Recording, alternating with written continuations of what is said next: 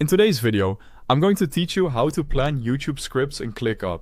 By the end, you'll have a clean, repeatable system that keeps every video organized from first idea to published content.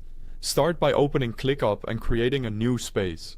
Name it YouTube Scripts and pick a color or icon that stands out so you can find it quickly.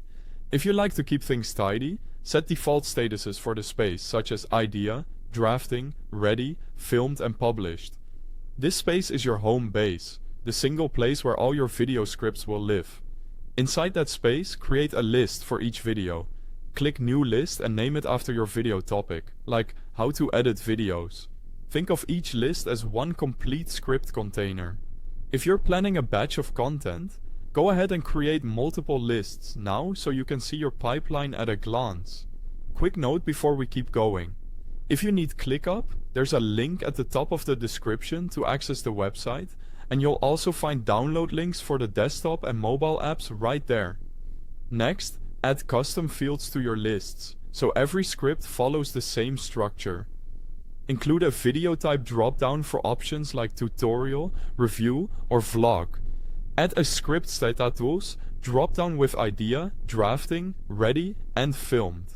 Set a publish date field to lock in your schedule, a video length number field for the estimated duration in minutes, and a keywords text field to keep your SEO terms handy. These fields make your lists consistent and searchable. Within each list, create tasks for the key parts of your script: introduction, main points, call to action, and visual or editing notes. Breaking your script into tasks makes the work less overwhelming and helps you focus on one section at a time. Open each task and use the description area to write your outline or full script. If it helps, add a checklist inside the task for talking points or on-screen beats. This keeps your content clear and easy to revise. As you write, use the script status field to move work from idea to drafting, then to ready, filmed, and finally published. Switch to board view to see each script moving through the pipeline.